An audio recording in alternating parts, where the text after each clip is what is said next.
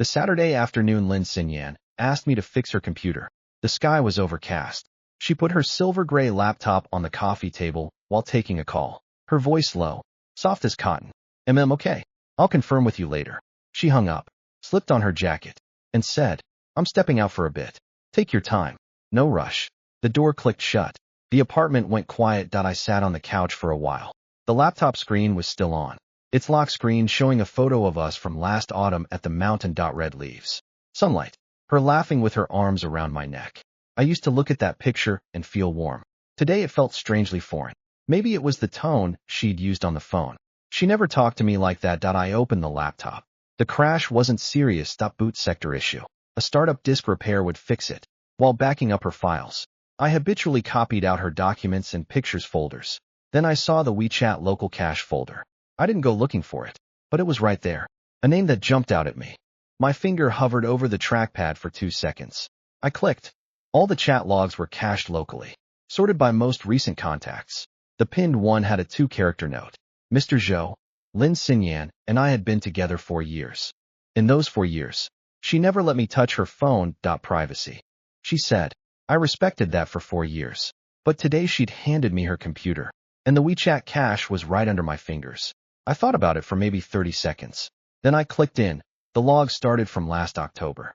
Early messages were still tentative and polite. She called him Mr. Zhou. He called her Xiaolin. A few work-related exchanges. Then the tone shifted. Are you free tonight? That new French place is pretty good. That dress you wore yesterday was beautiful. I miss you. It got more explicit. Hotel room numbers. Times they met. The real destinations behind all those nights. She'd told me she was working late. I sat on the couch and scrolled through line after line. My fingers moved mechanically across the trackpad. The screen's cold white light washed over my face. I had no expression. Around the beginning of the year, there was a long stretch of messages he was asking when she'd tell me. She was saying wait until the project's done. He said, you've been with him for 4 years. That's long enough. She sent back a shy emoji and said, when I'm with him, I'm thinking of you. Something churned in my stomach. I swallowed and kept scrolling. The latest entry was from 3 days ago. She'd sent him a photo of a new bracelet on her wrist. Captioned, you gave me this. He replied, do you like it? She replied, I love it. Next time, could it be a ring? When I read that, I laughed. I don't know why. Maybe it was the contrast between that gushing I love it and the way she normally talked to me. It's fine. Whatever you think. So she could talk like that. Just not to me. It took me nearly an hour to screenshot every single chat log. I sent them in 10 emails to various accounts of mine. Then I factory reset the computer, reinstalled the OS, left the desktop clean. No trace. When I was done, I leaned back on the couch and sat for a long time. Outside, rain had started. Fine needles tapping the glass with a soft rustle. On the coffee table sat a glass of water she'd poured before leaving. A faint lipstick stain rimmed the edge. Her usual rose-brown shade. She came back near evening. She was wearing new shoes and carrying a paper bag. She saw me on the couch and smiled. All fixed. All fixed. She set the bag on the entryway table, walked over, bent to glance at the clean desktop, and gave a satisfied hum.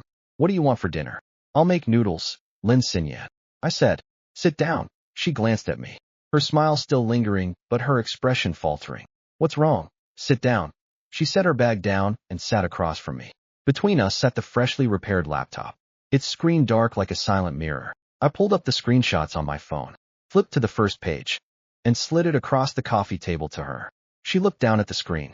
Her whole body seized like she'd been electrocuted. Her hand shot out to grab the phone. I pressed down on the edge of the screen, but don't move. I said, just look. She looked for about 5 minutes. 47 screenshots. By the 30th or so, her hands were shaking. When she finally set the phone back on the table and looked up, her eyes were red. But underneath that red was something more complicated. Shock. Yes. But also a thread of indignant anger at being caught. You went through my stuff. She said first. You asked me to fix your computer. That doesn't mean you can, Lin Xinyan. I said. From last October until now. You've been sleeping with Mr. Zhou for over 6 months. Those nights you told me you were working late. How many were actually work? Her lips moved. No answer. We're done. I stood up and went to the bedroom to pack my suitcase. She followed and stood in the doorway, her voice rising. Gu Huai, can you just calm down? I'm calm. Mr. Zhou and I are just. I saw the hotel records. You were going to say just what? She stood there. mouth opening and closing. Words probably circled in her throat a few times, but none came out, because the screenshots were right there on the table. Proof. Every single one. Her face flushed, then went pale. Finally, with something close to indignation, she said, "Well, what about you? For the last 6 months you've been working till 10 every night. How much time do you actually spend with me? I know you're doing it for the projects, for your performance review. But have you ever thought about what I need?" I stopped and looked at her. She stood in the doorway, gripping the frame, nails digging into the paint. I'd looked at that face for 4 years. It used to be the first thing I saw every morning. Now it felt like a stranger's. "So you were lonely, and you went to sleep with someone else." That shut her up. The shell of indignation cracked, and underneath was something limp, almost resigned. She let go of the doorframe, stepped back, and slid down against the hallway wall. Hugging her knees, she sat on the floor, looked up at me, and finally let the tears fall. Why? I didn't mean for it to happen at first. He was just nice to me. He gave me things. Talked to me. You never say those things. When you were with him. You were thinking about how I failed you. She didn't answer, just cried, shoulders heaving, voice low and muffled. Like a wounded cat trying to keep its dignity. I looked down at her sitting there.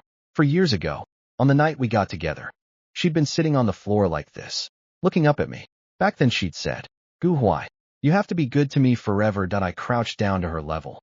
She looked up with tear-streaked eyes, like she expected me to soften. "Lin Xinyan," I said, "those words you said to him, when I'm with him, I'm thinking of you. I saw them.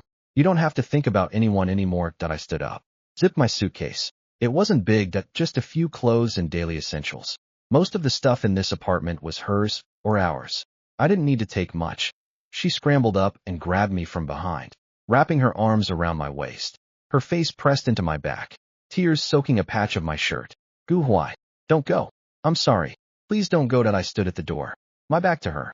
The warm yellow light of the apartment cast our overlapping shadows on the floor. She held on tight, her nails digging through my shirt into the skin of my waist, sharp enough to hurt.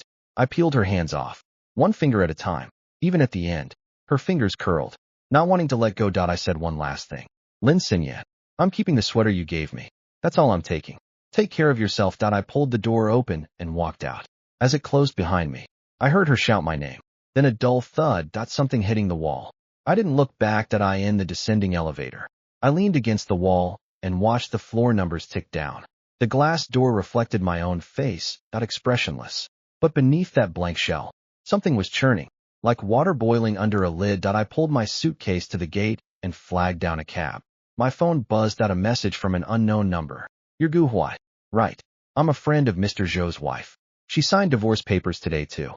If you want to get back at him, I can give you her contact info." I stared at that message for about 10 seconds. Then I locked the screen and didn't reply. A cab pulled up. The driver asked where to. I got in, leaned back, and said, "The nearest bar." The city rolled past in the evening rain, softened and blurred. Streetlights shattered into warm colors and puddles. I leaned back and let the light wash over my face. My phone buzzed again. Same number. "She's not as strong as you think. If you need someone on the same path, go find her." Again, I didn't reply. A red light. I caught my reflection in the window glass. Gray under the eyes. Jaw tight. The phone screen still glowed in my pocket. Those last words faintly visible in the dark. "Go find her." The light turned green. The car moved. I turned the phone face down on my knee and watched the traffic snake through the rain. I didn't know who she was, but I got out of the car and pushed open the door to that bar. Warm light and jazz spilled out. I stood in the doorway with my suitcase, scanning the dim room. Scattered seats at the counter. I headed for an empty table in the corner. 2 steps in, I paused. At the next table sat a woman alone. A glass of red wine in front of her. Her makeup was slightly smudged, but her features were fine. She wore a professional blouse, sleeves rolled to her forearms, jacket off. She was looking out at the rainy street, expression faint. Her wine was more than half gone. Her phone lay face down on the table. I hesitated for a second, then sat down at my own table. That was my first meeting with Shunzi. I didn't know who she was then. Didn't know she'd just signed divorce papers. Didn't know her ex-husband was Zhou Ming, the same Zhou who'd spent countless late nights with my ex-girlfriend in hotel rooms. I didn't think about any of that. I only knew I didn't want to be alone that night. She probably didn't either. The bar was playing old jazz, the saxophone dragging a slow tale through the air. I sat in the corner booth with a whiskey on the rocks. The ice melted slowly into amber liquid, condensation beating on the glass. I stared at it for a long time without drinking. In my head, fragments of those chat logs replayed like a loop. I miss you. He's not enough. Wait for me. The words turned into images under the dim light. Impossible to shut off. The woman at the next table took another sip of her wine. Slow, like she was confirming something to herself. She set the glass down, glanced at her phone. A notification lit the screen. She looked at it for 1 second, then dismissed it and flipped the phone face down. Crisp and final. I watched her flip that phone and felt a strange kinship. She was avoiding someone too. Past 1 in the morning. The bar thinned out. Just us and a guy passed out at the counter. The music paused between tracks, and the silence was so thick I could hear ice clinking in my glass. I picked up my mostly melted whiskey, stood, and walked over to sit across from her. She looked up. Her features were striking, but the smudged makeup made her look a little rough. A streak of mascara at the corner of her eye. Her gaze met mine straight on, not flinching. With a "what do you want" edge. I set my glass on the table and said, "You got dumped too." She looked at me for 2 or 3 seconds. I thought she'd get mad or walk away, but her mouth twitched. And that twitch slowly curved into a small, self-mocking smile. She raised her glass toward me. "You too, yep. Today. Just finalized mine today." We clinked glasses. A light, brief sound in the quiet bar. Like a short sigh. She leaned back, took another sip, and said, "You don't look like someone who just broke up." "What do I look like?" "Like someone who's been broken up for 6 months." She tilted her head. "That finally don't have to put up with it anymore look." I know it. I laughed. It was the first time that night.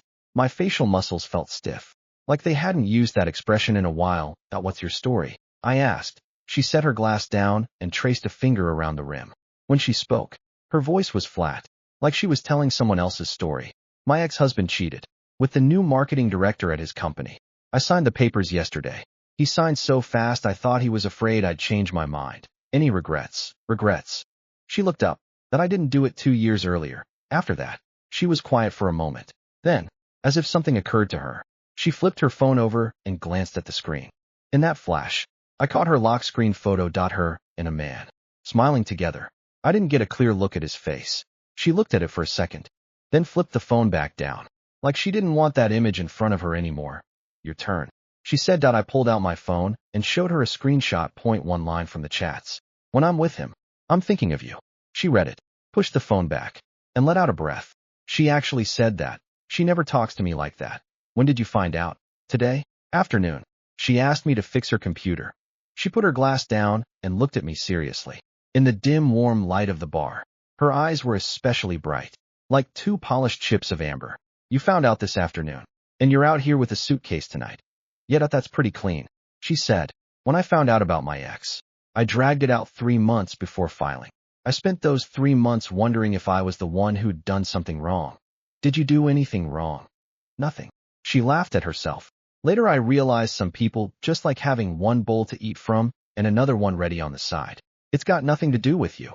She said that last part softly, like she'd told herself that line so many times it was a habit. I took a sip of my whiskey. It burned going down.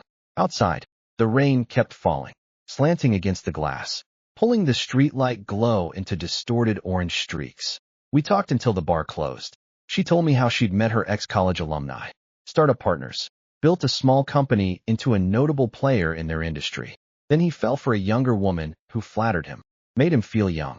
She told it without resentment, like analyzing a business case.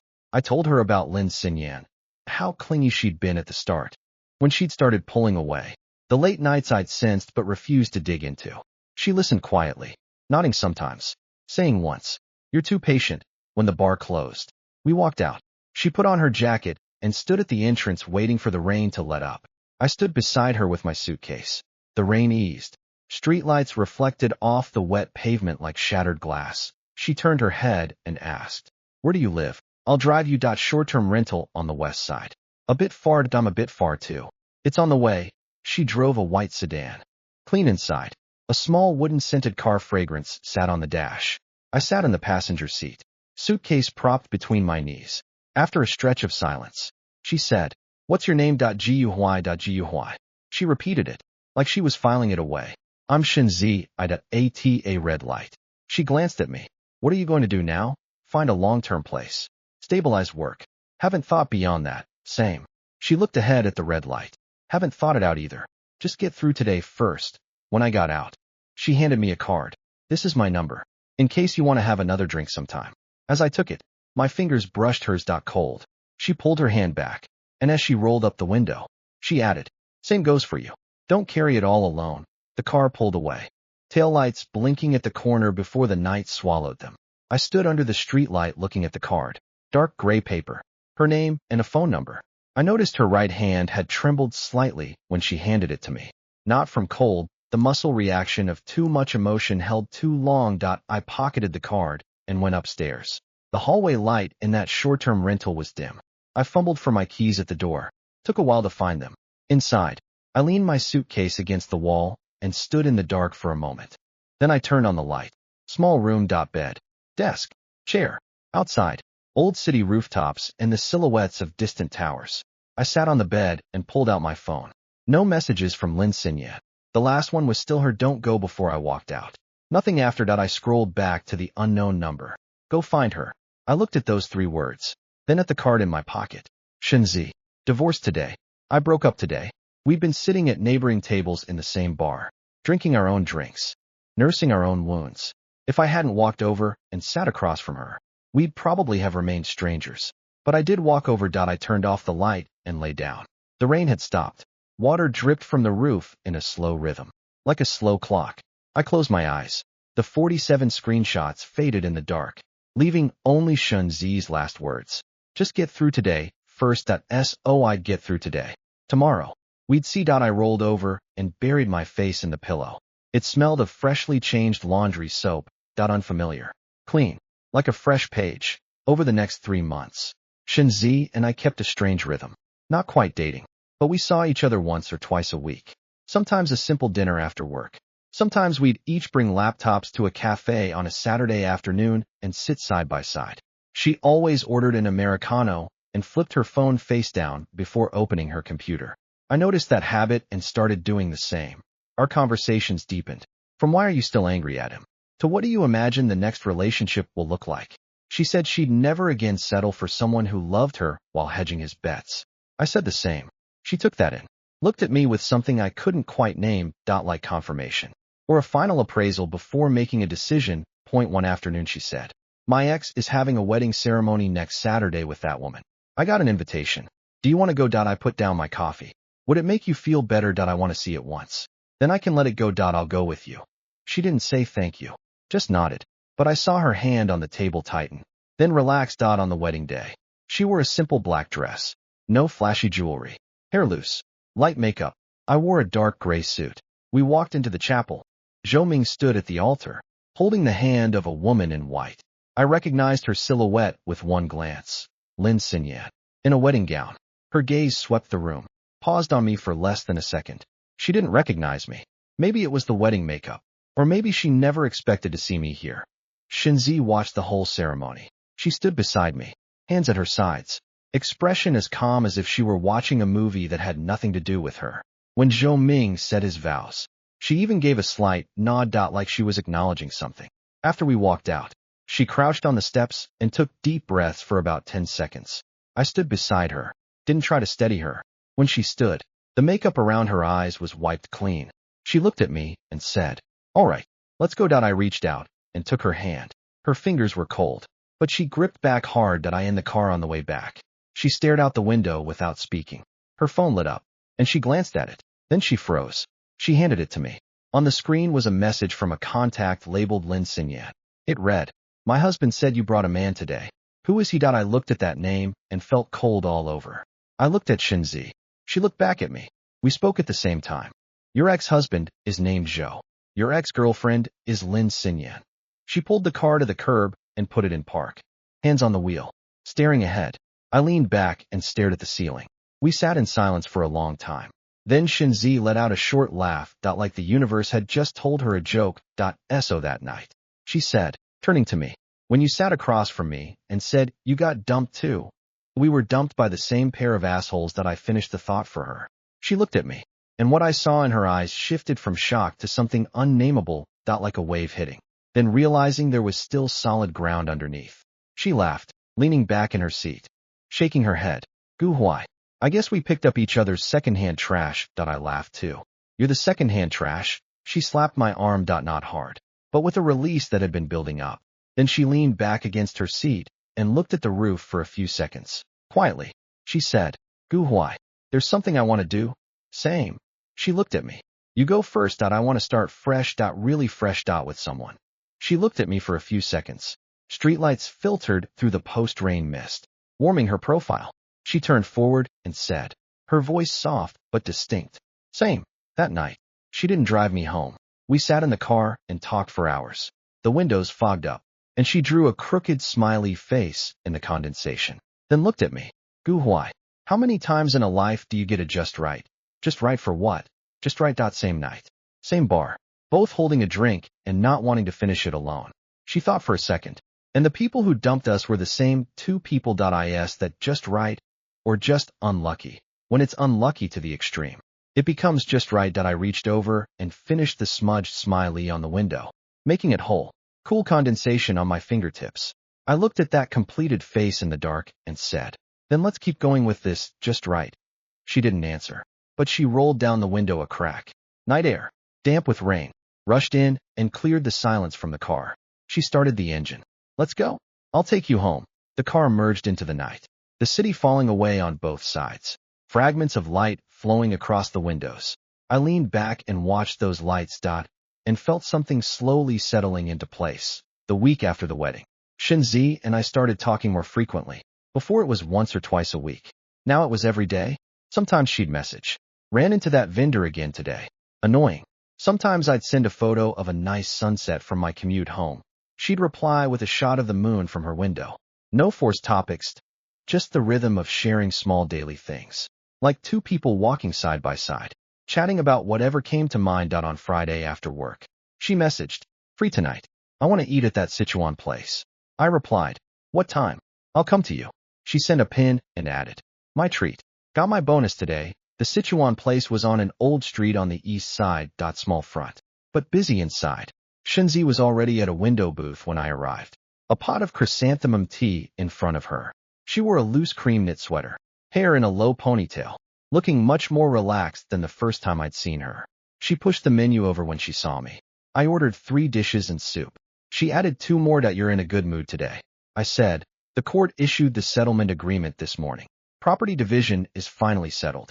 She took a sip of tea, looking casual, but the weight behind her eyes had clearly lifted. Happy with the split. Company shares go to him. The house goes to me. She set the cup down. I could have fought for the shares, but I didn't want any financial ties with him anymore. A clean cut is more important than more money. I nodded. She looked at me and changed the subject. That company you interviewed with. Any word? Yes. I start Monday. Then you'll be moving to the east side. Right. Yeah. Closer to your office now. She picked up a piece of fish with her chopsticks, not quite hiding a smile. After she swallowed, she said, we can have lunch together. Then. Aren't you busy at lunch? Busy or not, eating is more important than meetings. After dinner, we walked along the old street. October air had cooled, with a sweet hint of chestnuts roasting from a nearby stall. She walked on my left, a small gap between us, not holding hands. Near the corner, she glanced at her phone and her expression shifted. What's up? She looked up, the smile still lingering, but with something else underneath. Lin Xinyan messaged me. She said their company's annual gala is next month, and she's inviting me. Her exact words, Sister Shun, you're welcome. We're family after all. I knew that tone too well. Venom wrapped in sugar. Polished provocation. Shun Zi handed me the phone. In the chat, Lin Xinyan had appended a smiley emoji after that message. She joined your ex-husband's company last year. I didn't know about them back then. I handed the phone back. But she's sending this invitation herself. Think about it. The gala is her husband's company. Normally the invite list would go through HR. She's sending it personally because she wants me to see something. See what? How well they're doing. I leaned against a lamppost for a second, then said, let's go. I'll come with you. Shenzi looked at me. If you go, she'll lose it even more. She's already lost it. She messaged her ex-husband's ex-wife, calling her family. You think she's normal? Shenzi laughed at a sound that carried a trace of you've got my back. She walked a few steps, stopped, and said, then we're something good. Is that suit from the wedding good enough? Good enough. The gala night came in mid-November. The 5-star hotel downtown was ablaze with lights. Red carpet rolled out. Luxury cars lined up. Shenzi wore an emerald velvet dress, hair pinned up, small pearl studs in her ears. She stopped in front of the lobby mirror for a final check, then turned to me. Your tie's crooked. I looked down. She reached over and straightened it. Her fingertips brushed my throat. Cool. She stepped back half a step. Okay, let's go. We walked into the banquet hall arm in arm. It was buzzing. Long tables draped in white, crystal chandeliers scattering light across champagne flutes and silverware. The stage backdrop bore the company logo and the words Annual Gala. Someone was testing a microphone. As Shunzi scanned the room, a few people who'd been chatting animatedly noticed her and paused, exchanging glances. She'd been in this industry a long time. Plenty of people knew her. As she walked through the crowd with me, I felt the gazes prickle like fine needles. But her steps were steady, her breathing even, her palm warm on my arm. Then I saw Lin Xinyan. She was standing near the stage, in a white gown, hair in an elaborate updo, holding a champagne flute. She was leaning toward a man in a dark blue suit. Probably Zhou Ming. With that gracious, professional smile I'd seen her wear at so many social functions. Her gaze drifted across the crowd, from left to right. When it passed the emerald green silhouette, it stopped. Her smile held for a beat, as if she hadn't processed it. Then her eyes traveled from Shunzi's outline to my face. It was a 3-second arc from recognition to confirmation to collapse. Her smile went from intact to frozen to something like a punch to the gut. The champagne flute slipped from her fingers, shattering on the marble floor. Amber liquid splashed across her white gown like a dark stain. People nearby gasped and looked down at her dress. She didn't look down. She stood frozen, her eyes locked on mine, as if searching my face for an explanation. Shunzi and I walked past her. Our steps didn't falter. As we passed, I didn't even glance sideways, but in my peripheral vision, I saw Lin Xinyan's hands clench the fabric of her gown, her knuckles white nearly to transparency. Shunzi leaned close and murmured, "She looks like she's about to fall over." We reached our seats. Across a long table of champagne towers and flowers, I could see Lin Xinyan surrounded by staff dabbing at her dress. But she stood among them with that hollow expression. When someone handed her a napkin, she didn't seem to see it. Then she raised her head and looked straight through the crowd. Straight at me. I picked up a glass of water and looked away. Halfway through the gala, I excused myself to the restroom. The hallway was carpeted in dark red, with warm sconce lighting. When I came out, I saw someone standing at the end. White dress, a still wet stain on the hem. Lin Xinyan leaned against the wall, waiting.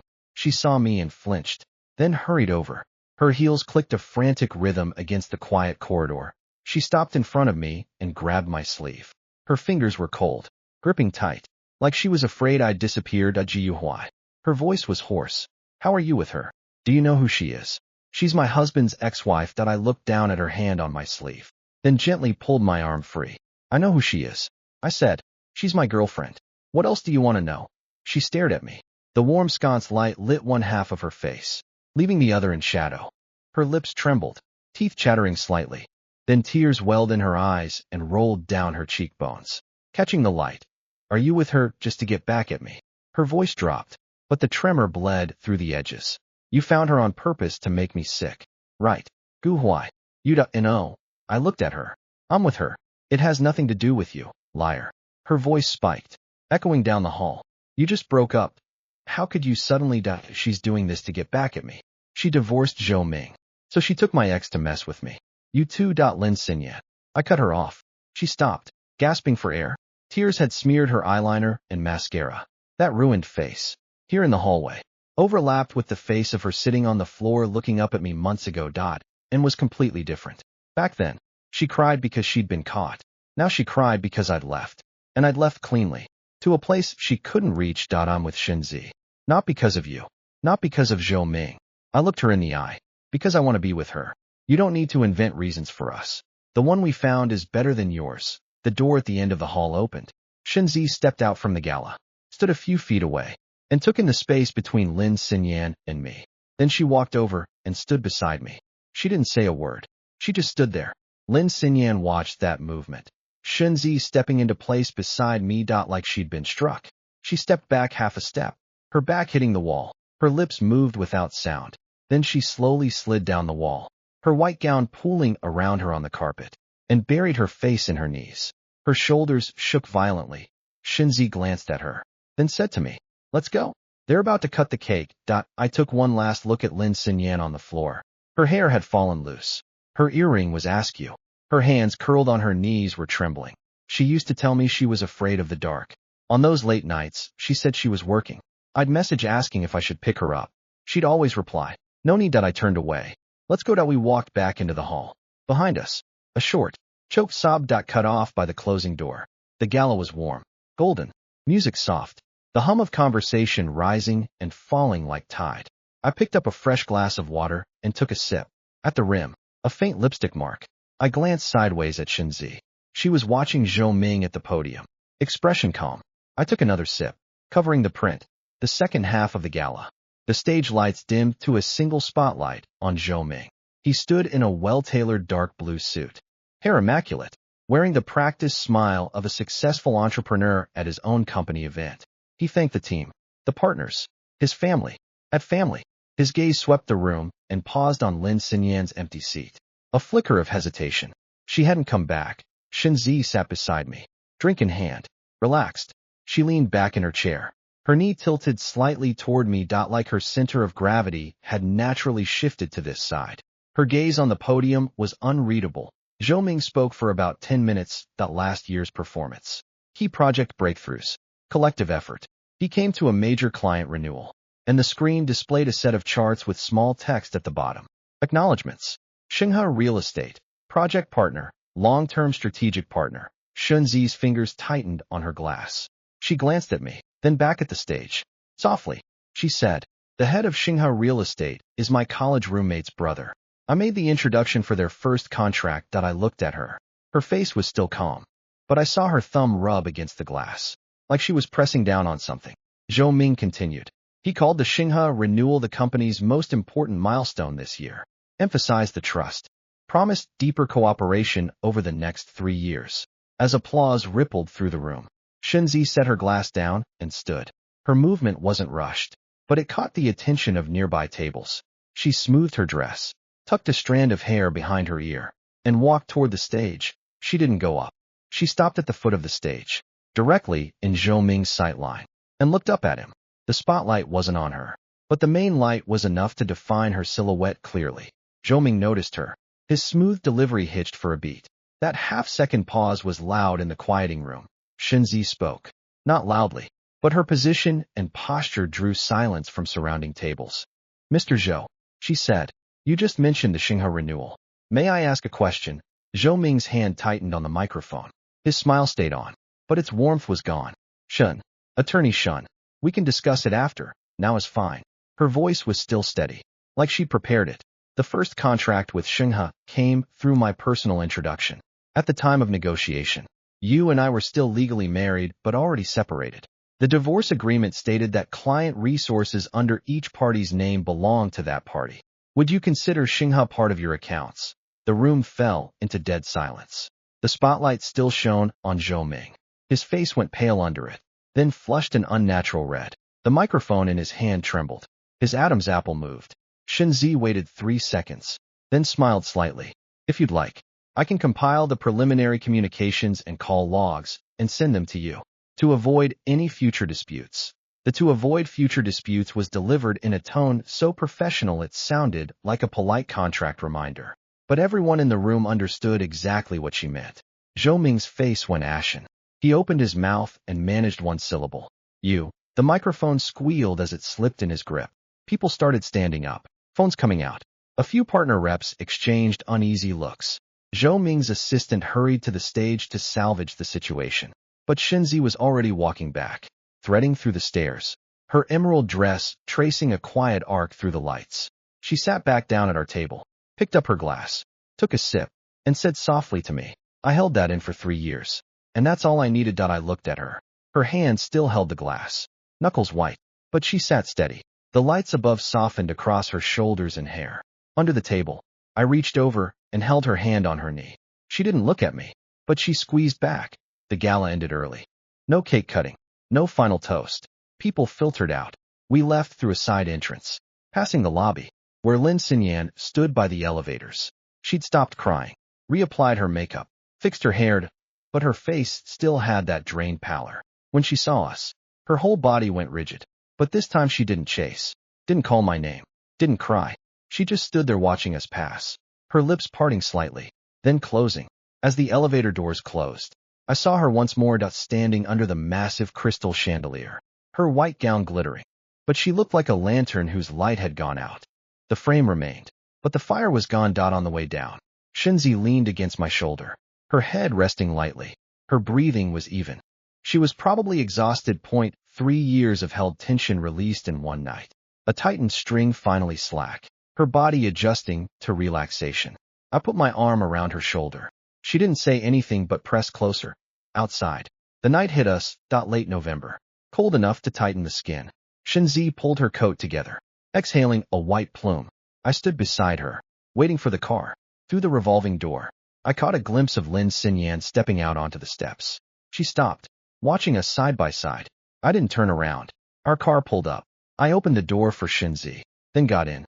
As the door shut, I saw through the glass Lin Xinyan take one step forward, then stop. She stood there, the brightly lit hotel behind her, cold wind and fallen leaves at her feet, like a fish stranded by the tide. The car pulled away. Her figure grew smaller in the mirror, then vanished around the corner. Shinzi turned her head slightly and asked, "Did you look back?" No, she didn't ask again. She reached her hand across the seat, palm up. I put my hand in hers, fingers interlocked. Neither of us spoke. The city flowed outside, lights brushing past like pages turning in a thick book. The car drove a long time. When we finally stopped, Shinzi glanced out the window and said softly, "We're here. I'll call you tomorrow." Okay. I let go of her hand, pushed the door open. Night air rushed in. I stood on the curb and watched her car turn around, taillights flashing at the corner, then disappear into the dark. I stood under a streetlight and exhaled a plume of white, then another. Then I looked at my hand, the warmth of her grip still there, like holding something unbreakable. I closed my fingers, keeping that warmth, and turned toward the door. On the stairs, my phone buzzed. A message from Shinzi. "Home. Get some rest." I replied. "You too." She added, "Thank you for today." When I said what I said on stage, I saw you sitting there, and I wasn't scared. I stood at my door looking at that message. Night air slipped through the crack in the hallway window, cool against my skin. I typed 4 words. I was right there, locked the screen, and opened the door. The apartment was dark. I stood in the doorway without turning on the light for a while. Outside, the city still glowed through the window, 1,000 lights breaking into warm specks. I reached over and turned on the light. Light rushed in and filled the room. Tomorrow had its own work. But tonight, I needed to sleep well. The weekend after the gala, Shinzi called and asked me to a newly opened tea house. She was already there when I arrived, sitting by the window with a pot of lapsang souchong. She wore a gray turtleneck under a black wool coat, hair loose. Sunlight fell across her hands, catching the steam rising from her cup. She lifted a hand when she saw me come in. When I sat down, she poured me a cup and said, "I asked you here because I have something to tell you." She set the teapot down and wrapped her hands around her cup, her tone serious but not tense. Zhou Ming messaged me this morning. I held my cup and waited. He said he appreciated my reminder at the gala. It helped him reconsider his client relationship management. Then he asked if we could meet, that there were things he wanted to clear up in person. She smiled faintly and shook her head. You could smell the sourness through the screen. Did you reply? Yes. I said no. Email is fine. With legal CC'd. He didn't write back. Probably throwing things in his office. I took a sip of tea. The smoky pine aroma spreading on my tongue. Warm and rich. I set the cup down and asked, "Does he still make you angry?" She thought about it, looking out the window. The tea house overlooked a quiet old street, plain leaves carpeting the ground, stirring in the breeze. She watched for a long time before turning back. I used to be angry. Angry he wasted so many of my years. But now, she paused, searching for the right word. Now he's not on the same level as me. I can't reach him with my anger. What he does doesn't hurt me anymore. Is that called letting go? It's called moving far away. She said, when you're far enough, you can't see him. And if you can't see him, there's nothing to be angry about. I watched her expression as she said that, her eyes calm, her mouth no longer carrying that self-mocking edge. She sat in the afternoon sunlight, like a garment that had been drying for a long time, finally crisp with sun and breeze. I raised my cup toward her. Then here's to moving far. She smiled and raised hers to clink with mine. And to you moving far. When that pot of tea was finished, Shinzi reached into her coat pocket and pulled out her phone. showing me a contact labeled Lin Xinyan. She held the screen toward me, then hit delete. The name vanished from her contacts. Clean. She locked the phone and tucked it away. What about yours? I pulled out my own phone. Scrolled to Lin Xinyan's name. I looked at it for 2 seconds. Still stored with 2 old numbers and her company address underneath. I tapped edit, scrolled to the bottom, and pressed delete contact. The confirmation box popped up. I confirmed. Back on the home screen. The contacts list was a few characters lighter. Cleaner. Done, I said, putting the phone back in my pocket. Shenzi leaned back, watching me with a slight curve to her mouth. So we're both cleared now. Congratulations to us. Congratulations to us. That afternoon, we left the tea house and wandered the old street. Shops hung with warm lights. Windows displaying handmade leather goods. Old books. Ceramic cups. Shenzi stopped outside a handmade jewelry shop, looking at the window display for a long time. Inside, a pair of simple silver bands sat on dark gray velvet, quiet in the light. She watched, but didn't go in. She turned and walked on. I walked beside her, didn't ask about the rings. But after a while, she looked at me and said, Gu Huai, those rings were they nice yet Dio you think I'd wear them? I thought. You would. If you bought them. I'd wear one with you. She stopped and looked at me. The streetlights had just come on, warm light spilling over her. Soft. She looked at me with that quiet focus, like confirming something she already knew but wanted to hear again. Then she turned and kept walking, her steps lighter than before. That night, we went our separate ways. I sat in my living room, answered work emails, and at 11:30, as I lay down, my phone lit up. Shenzi had sent a photo. The window display shot of those rings. Light, velvet, silver bands resting quietly beneath it. I'll buy them tomorrow. I looked at that photo for a long time. I replied, good. The next afternoon, she sent another, the rings in her palm, catching sunlight. She wrote, bought them. Give me your size. I'll have them resized. I replied with my size, then put my phone down and realized I was smiling. A quiet smile that just stayed on my face. The next half-month was peaceful. Shenzi and I started doing proper couple things. Movies, grocery shopping, her cooking at my place, too much salt or sugar, and then we'd laugh over the weird soup. One time she fell asleep on my couch, curled around a cushion, breathing even. I sat on the floor beside her and watched an entire movie without moving. When she woke to the credits, she mumbled, how long did I sleep? About a movie. She rubbed her eyes, sat up, and tossed the cushion aside. Why didn't you wake me? You look nice sleeping, smooth talker. But the corner of her mouth curled. One thing I'd never mentioned. Lin Xinyan messaged me twice after I deleted her, from a different number. First, are you really with her? I didn't reply. Second, will you ever think of me again?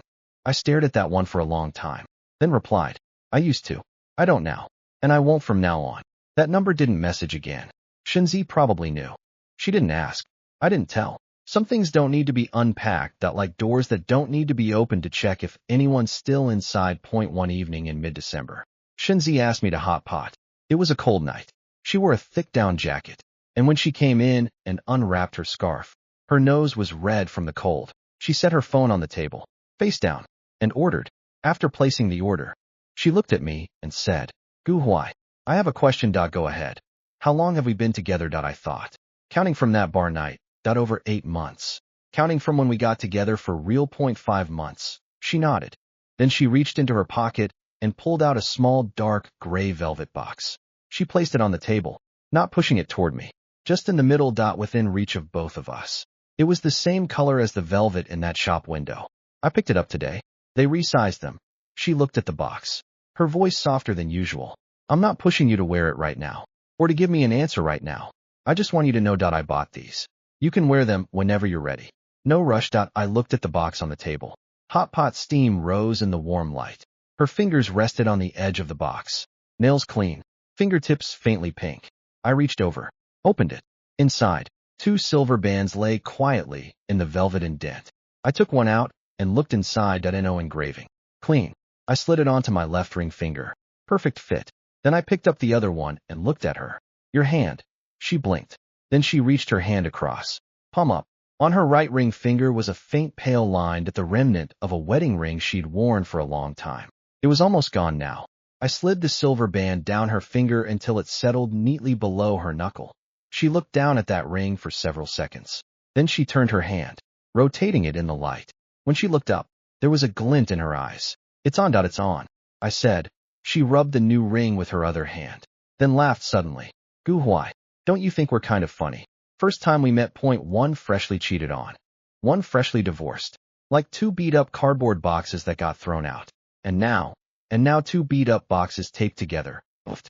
She laughed, raised a hand like she'd swap me, but pulled it back and set it on the table.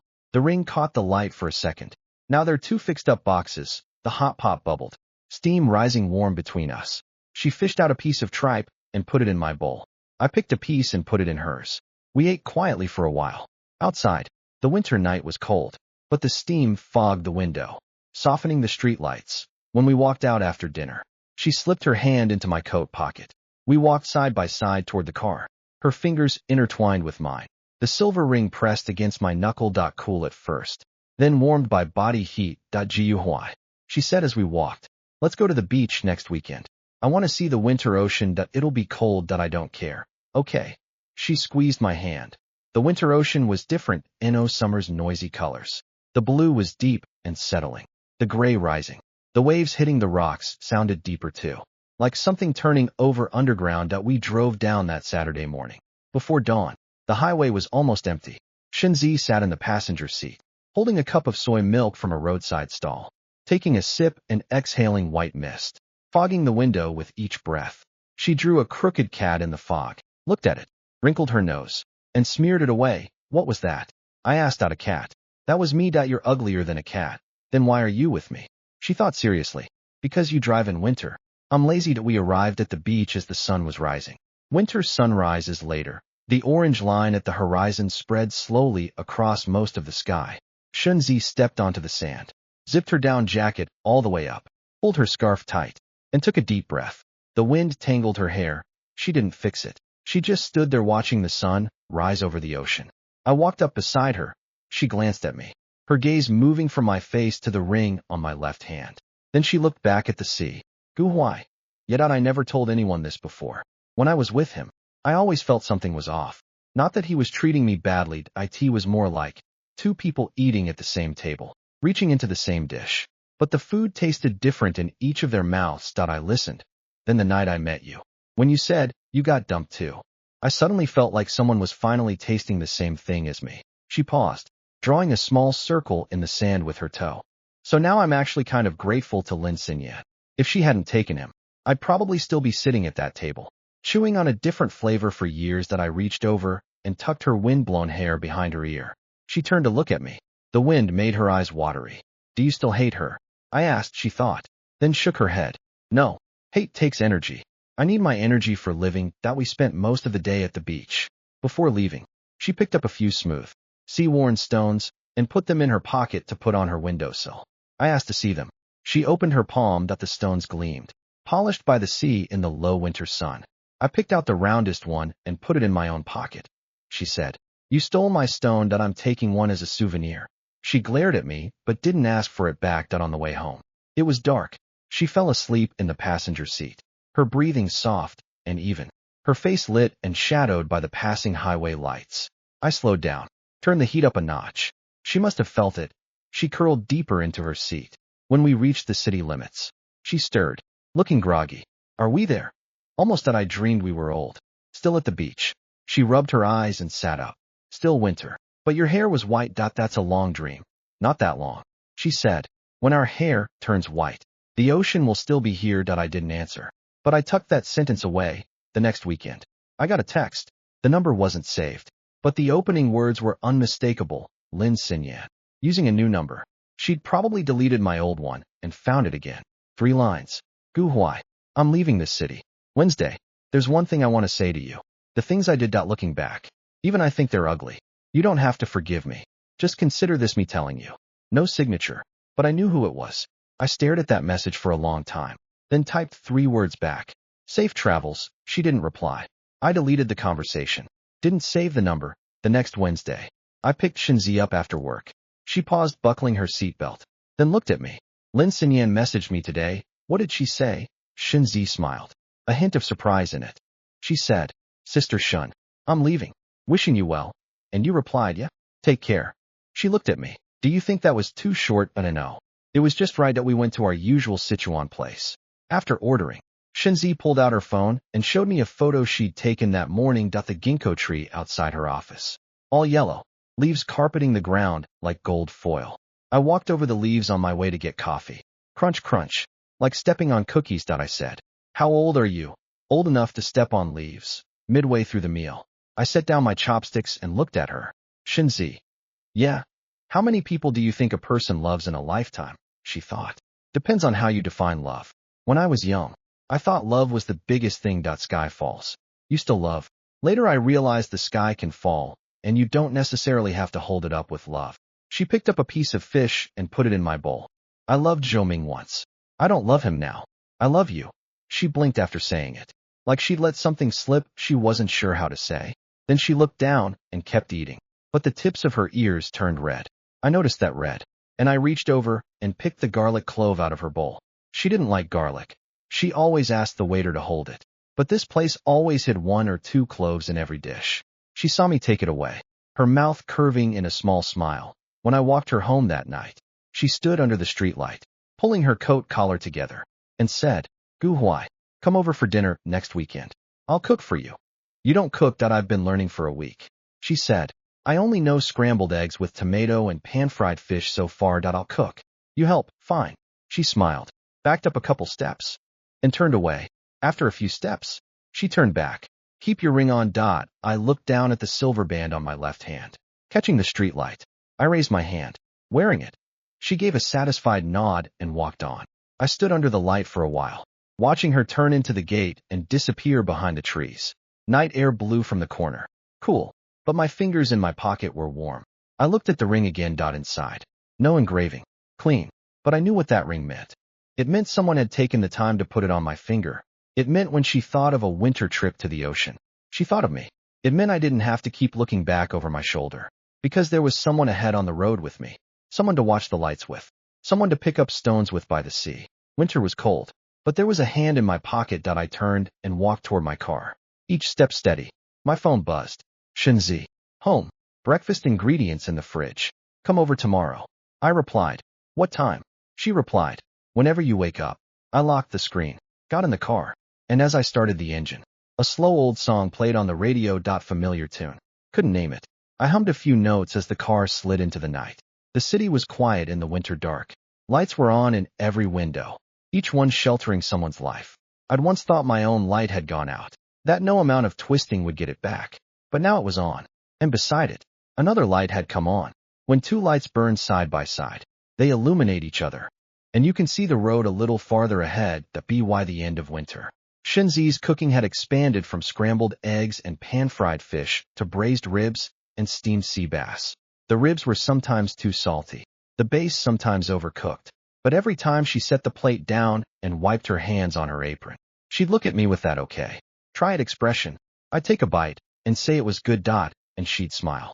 Then she started catching my lies. You said it was good last time. And it was salty.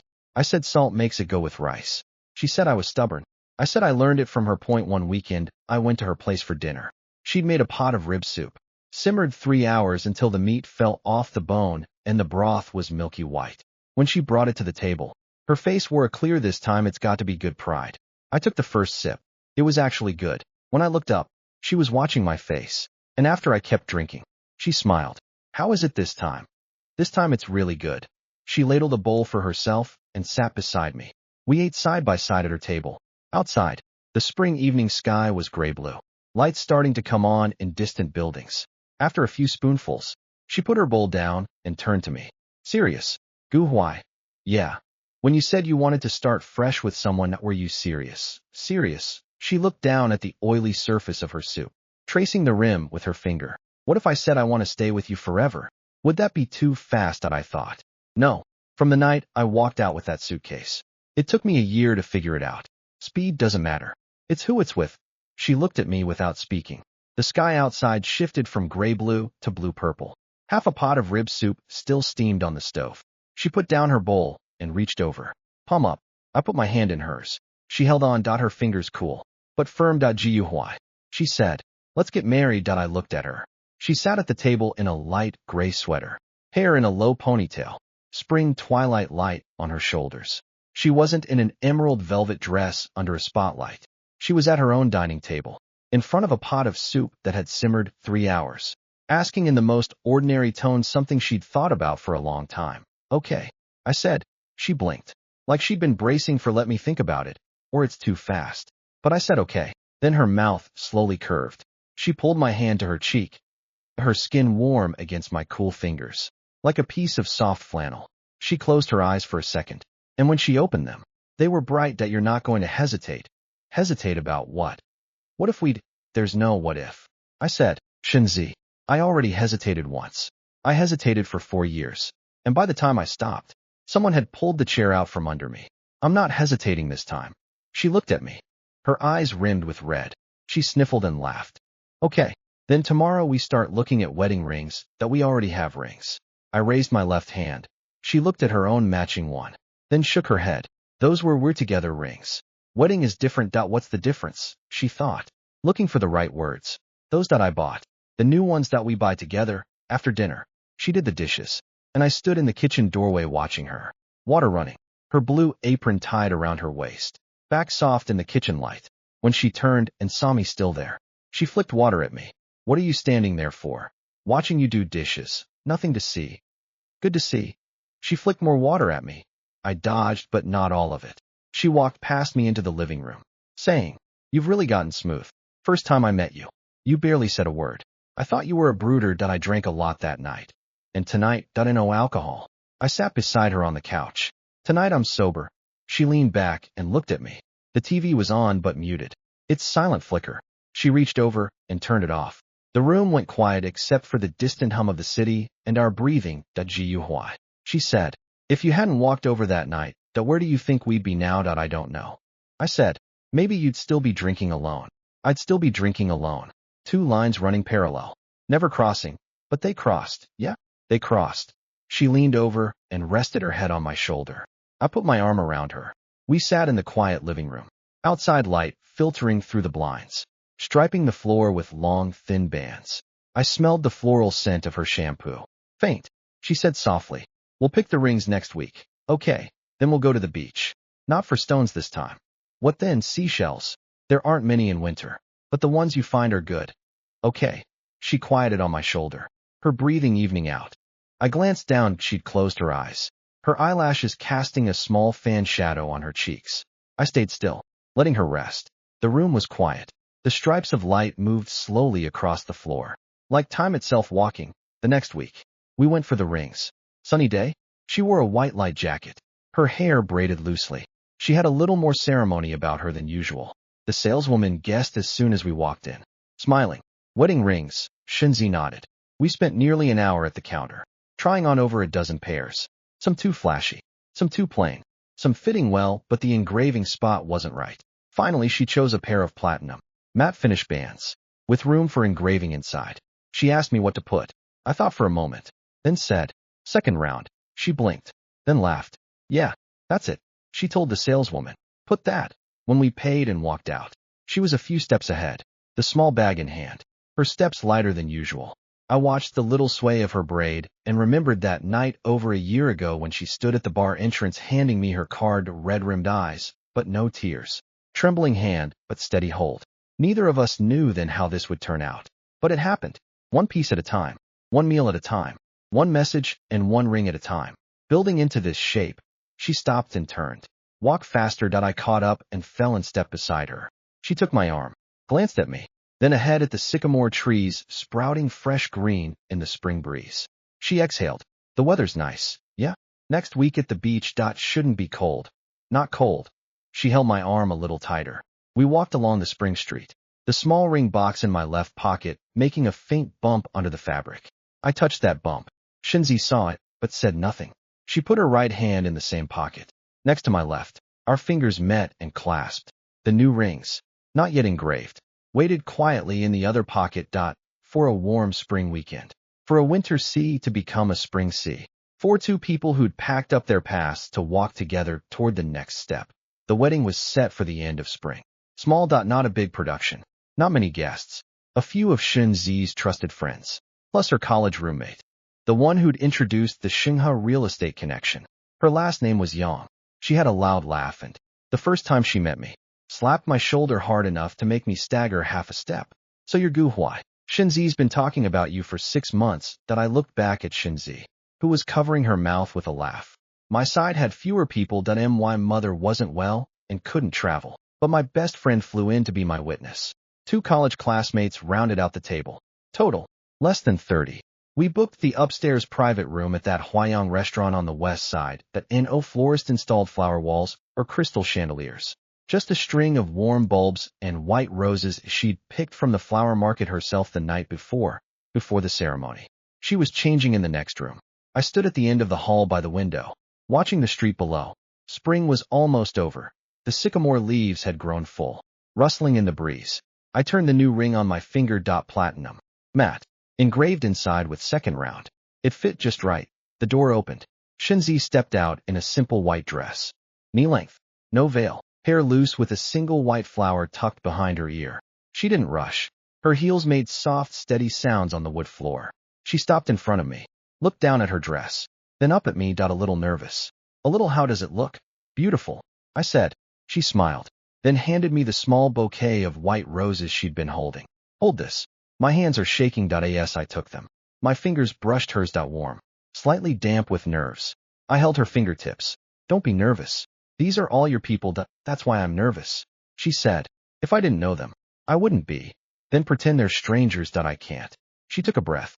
Then she pulled her hand from mine, hooked her arm through mine. Let's go. We walked down the hall together. At the door, she paused, turned her head, and looked at me. The hall's warm light traced a soft edge around her profile. Her eyes were bright. Her mouth curved. A different smile from the one at the bar when she'd flipped her phone face down. Back then, she was carrying everything alone. Now she had someone beside her. I pushed the door open. For a second, the room went quiet. Then Shenzi's friends started applauding, and my friend whistled from the window. Shenzi led me to the front, let go of my arm, and turned to face the tables. She cleared her throat. Thank you all for coming. It's a simple meal, no formal ceremony. But I have a few things I want to say. The room went quiet. Shenzi glanced at me, then back at the room. A little over a year ago, I was sitting alone in a bar near here, drinking. I'd signed divorce papers that day. I thought my judgment in people was probably just broken. Then this person, she tilted her head toward me. Walked in with a suitcase, sat down next to me, and said, "You got dumped too." Someone laughed. I laughed too. We talked all night. About everything. Good, bad, everything. He said something I've never forgotten. He said, "I want to start fresh with someone." She paused, breathed. What I want to say is that I started fresh with him. Second round. And this round, we're going all the way. 2 seconds of silence. Then the applause came. In the middle of it, she turned to me, smiling, her eyes bright. She reached over and squeezed my fingers, like checking I was still there. Then people started eating. Glasses clinked. Her loud friend Yang grabbed my arm and insisted on 3 drinks, telling me if I ever hurt Shenzi, she'd come after me. After I downed 3, I saw Shenzi across the table giving me a look that said, "Now you know how loud she is." After the meal, it was dark. Guests drifted off. Shenzi went downstairs to see her friends off, standing under the streetlight for a while. From the second-floor window, I saw her and Yang hug. Yang pat her back, then walk away. Shenzi stood there a moment, looked up, spotted me in the window, and waved. I went downstairs to her. She straightened my collar. "It's cool tonight. You cold?" No, she slipped her hand into my pocket. "I'm full, so I'm fine." We walked slowly along the old street. Most shops had closed, leaving only a few convenience stores and a 24-hour pharmacy glowing. After a while, she stopped, looking into the window of a closed shop displaying old furniture under a thin layer of dust. She watched for a few seconds. "Gu Huai, that night in the bar, when I saw you walk in with that suitcase." I hesitated. I recognized that look on your face. I knew what you'd just been through. I wasn't sure if I should talk to you, because I wasn't over my own stuff either. I was afraid we'd both just end up crying together and it would be worse. Why did you talk to me in the end? Because you walked over and sat across from me. She looked at me. You made the decision for me. I stood beside her. Spring night wind from the corner lifted her hair. Let it fall. Her eyes held the streetlight. Shenzi. Yeah. From now on. When you have a decision to make, you don't have to hesitate alone. She looked at me for 2 quiet seconds. Then she pulled my hand from my pocket and laced her fingers through mine. We stood on the old street, beside the dusty window display, under the last moths circling the streetlights. She looked down at our linked hands, then up, then let's go. Home. Yeah. Home. She walked on my left. Steady pace. Our shoes made thump-thump sounds on the stone, crossing rhythms in the quiet night. She squeezed my finger. I squeezed back without looking. In the distance, the city still glowed.